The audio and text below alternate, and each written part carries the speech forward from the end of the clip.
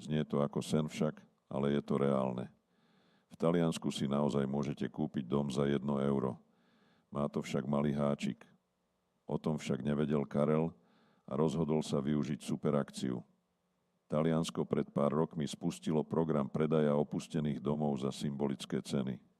Vymierajúce dediny, opustené kamenné stavby a nápad prilákať nových obyvateľov.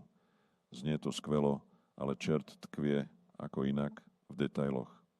Karlova nehnuteľnosť vyzerala na fotke ako malý taliansky raj.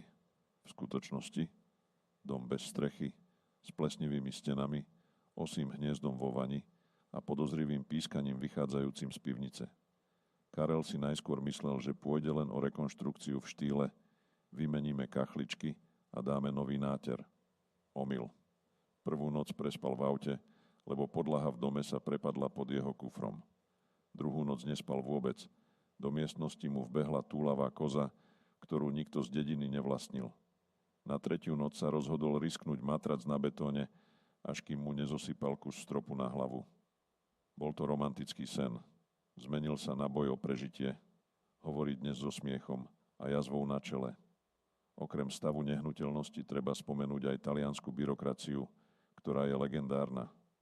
Karel strávil 4 dni zisťovaním, kde vlastne môže podať stavebné povolenie a ďalší týždeň hľadaním prekladateľa, ktorý ovláda miestne dialekty a vie čítať písmo z roku 1890.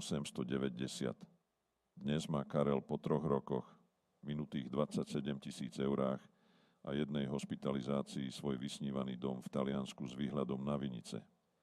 Koza sa tam vraj stále vracia, ale už má meno Giuseppe. Ako Karel dodal, je to moja najlepšia, najhoršia investícia. Ponaučenie? Ak ti niekto ponúka dom za 1 euro, nepýtaj sa, koľko stojí, ale prečo. A hlavne, vezmi si prilbu.